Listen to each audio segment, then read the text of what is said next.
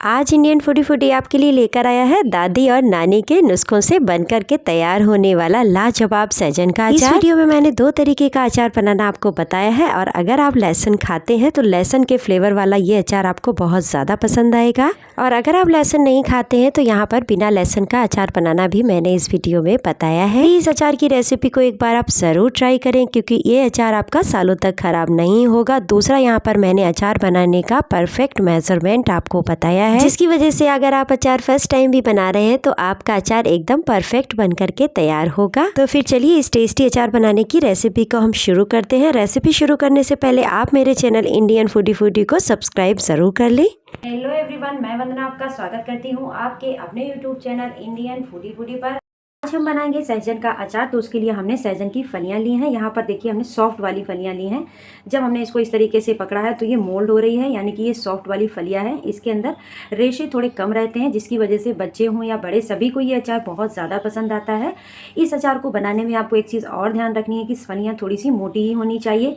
इस तरीके की जो बिल्कुल पतली वाली फलियाँ होती हैं इनका चुनाव बिल्कुल भी मत कीजिएगा, क्योंकि जब ये अचार तैयार होगा तो ये बिल्कुल सॉफ्ट हो जाएंगी, यानी बिल्कुल सूखी सी पड़ जाएंगी और इन फलियों का अचार अच्छा नहीं लगेगा। तो थोड़ी सी ये मोटी फली ही लीजिएगा। इनको हम अलग कर देंगे और ये जो इसमें मोटी मोटी सी फलियां हैं इस तरीके की, इनको हम यहाँ पर कट करके तैयार कर लेंगे। अब हमने यहाँ पर अपना चॉपिंग बोर्ड ले लिया है, इसके ऊपर हम अपनी फलियों को कट करेंगे और इस तरीके से बहुत ही ज़्यादा आसानी से ये कट हो जाती हैं। आप देख सकते हैं इसके अंदर बिल्कुल भी रेशे नहीं हैं। एक साथ हम इसको कट कर रहे हैं। यहाँ पर आप अपने हिसाब से छोटा या बड़ा फलियों को रख सकते हैं। हम यहाँ पर इस तरीके का साइज़ कट कर रहे हैं। ये एक आइडियल साइज़ होता है, खाने में बहुत ही ज़्यादा आसानी रहती है। इस तरीके के साइज़ से जब हम अचार अपना तैयार करते हैं, सहजन डायबिटीज़, घुटनों की समस्या और हार्ट के लिए काफ़ी ज़्यादा अच्छा रहता है। यहाँ पर मैं फलियों को आपको मेज़र करके दिखा रही हूँ। यहाँ पर मैंने टोटल 500 ग्राम फलियाँ ली हैं।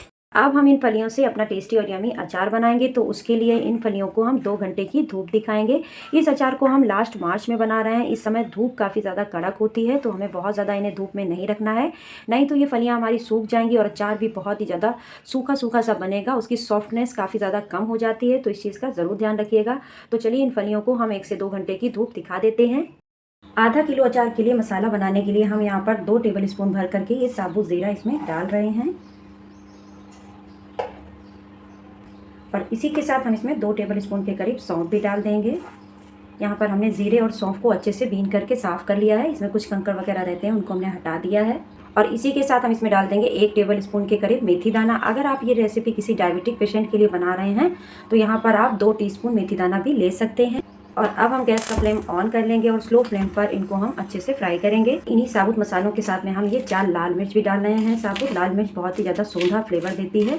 जब इस तरीके से हम इनको हल्का सा फ्राई करके डालते हैं, यहाँ पर ध्यान रखें स्लो फ्लेम पर और थोड़े भारी तले वाले बर्तन में ही मसालों को फ्राई करें, बस इनमें हल्की सी खुशबू आने लगे इतना। और ये देखिए 1 से 2 मिनट के लिए ज़ीरा, सौंफ और मेथी को हमने फ्राई कर लिया है। और अब हम इसमें डाल देंगे टोटल 4 टेबल स्पून के करीब राई दाना। राई दाना बहुत ही जल्दी फ्राई हो जाता है, तो इसको बाद में ही डालिएगा। मसालों से बहुत ही अच्छी खुशबू आ चुकी है, ये बहुत अच्छे से चटक रहे हैं। अब हम इसमें 1/2 टीस्पून अजवाइन, 1/2 टीस्पून हींग डाल करके इसे भी अच्छे से मिक्स कर देंगे। यहाँ पर गैस का फ्लेम हमने बंद कर दिया है। मसाले ठंडे हो चुके हैं, इन्हें हम ग्राइंडिंग जार में निकाल लेंगे। यहाँ पर इनका हमें दरदरा पाउडर तैयार करना है। अब इस पाउडर को हम एक बॉल में निकाल लेंगे। अब इस मसाले में 1 टेबल स्पून से थोड़ा सा कम हल्दी पाउडर, 1/2 टीस्पून लाल मिर्च पाउडर, 1/2 टीस्पून लाल नमक और 1 टेबल स्पून सफ़ेद नमक डाल देंगे। अब यहाँ पर 300 ग्राम ऑयल, जो कि हमने हल्का सा गर्म करके ठंडा कर लिया है, इसको हम इस मसाले में डाल देंगे। यहाँ पर आप चाहें तो ऑयल की क्वांटिटी थोड़ी बहुत कम या ज़्यादा कर सकते हैं, लेकिन बहुत ज़्यादा कम ऑयल डालने पर अचार हमारा सही नहीं बनता है और जल्दी ख़राब भी हो जाता है। यहाँ पर नमक और मिर्च की क्वांटिटी भी आप अपने हिसाब से थोड़ी बहुत कम या ज़्यादा कर सकते हैं। लाल मिर्च का इस्तेमाल नहीं करना चाहते तो यहाँ पर ग्रीन चिली को भी आप कट करके डाल सकते हैं, लेकिन उसके लिए ग्रीन चिली को आपको पहले धूप में सुखा करके लेना होगा। सारी चीज़ों को पहले हम अच्छे से मिक्स कर लेंगे।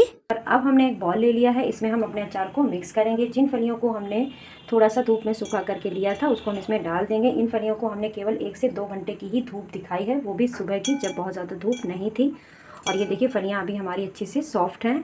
और अब इस बॉल में हम वो मसाला डाल देंगे जो हमने तैयार किया है और अब हम इसको अच्छे से मिक्स कर देंगे। ये देखिए कितना अच्छा मसाला देखने में लग रहा है जब इसको आप दरदरा पीसेंगे। और चारों ही तरफ से अच्छे से हमें इसको मिक्स कर देना है। यहाँ पर आप चाहें तो यहाँ पर अचार में आप नमक वगैरह टेस्ट कर लीजिएगा। अगर अचार में नमक कम रहता है तो अचार हमारा बहुत ही जल्दी ख़राब हो सकता है।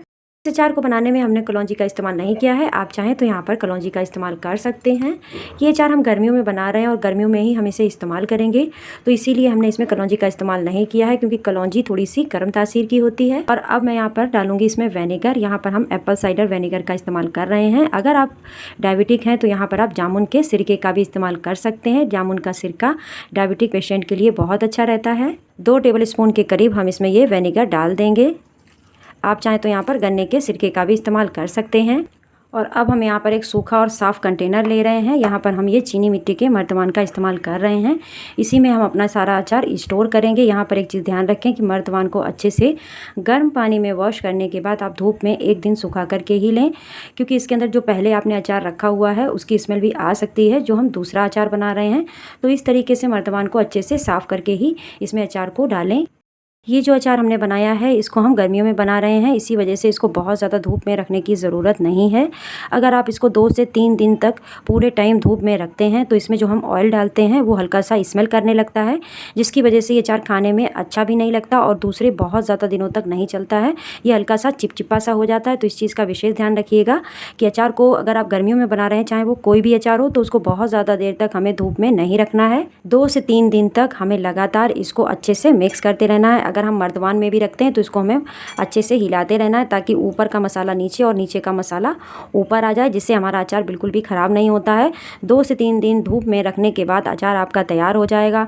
बहुत ही ज़्यादा टेस्टी और हेल्दी ये अचार लगता है। अचार को इस कंटेनर में डालने के बाद हमें इस तरीके का कोई सूती कपड़ा चाहिए होगा। इसको हम इसके ऊपर रैप कर देंगे, जिससे हमारे अचार में थोड़ी सी हवा जाती रहेगी। ढक्कन को डायरेक्ट मत ढक दीजिएगा। 2 से 3 दिन बाद ही ढक्कन को इसके ऊपर रखिएगा और तब तक इसके ऊपर कपड़े को ही आप रैप कर दीजिएगा। अचार को बहुत ही अच्छे से मिक्स करने के बाद मैंने एक बॉल में सर्व करके रख लिया है। देखिए देखने में कितना अच्छा ये अचार लग रहा है। अगर आप अचार में मार्केट वाला कलर लाना चाहते हैं तो यहाँ पर आप कश्मीरी लाल मिर्च पाउडर का भी इस्तेमाल कर सकते हैं। मैंने यहाँ पर इसमें इस्तेमाल नहीं किया है। अगर लहसुन का फ्लेवर आपको अच्छा लगता है तो यहाँ पर कुछ लहसुन की कलियाँ और कुछ हरी मिर्च को मैंने धूप में थोड़ी देर के लिए सुखा करके ले लिया है। इसे हम इसमें डाल देंगे और अच्छे से मिक्स कर देंगे। अगर आपको गैस की समस्या है तो मैं आपको सजेस्ट करूंगी कि आप इसी तरीके से सहजन का अचार बनाएं। मेरी अचार बनाने की रेसिपी आपको कैसी लगी एक बार कमेंट सेक्शन में जरूर बताइएगा। लाइक शेयर सब्सक्राइब करें मेरे वीडियोस को। वीडियो पूरा एंड तक देखने के लिए थैंक्स फॉर वॉचिंग।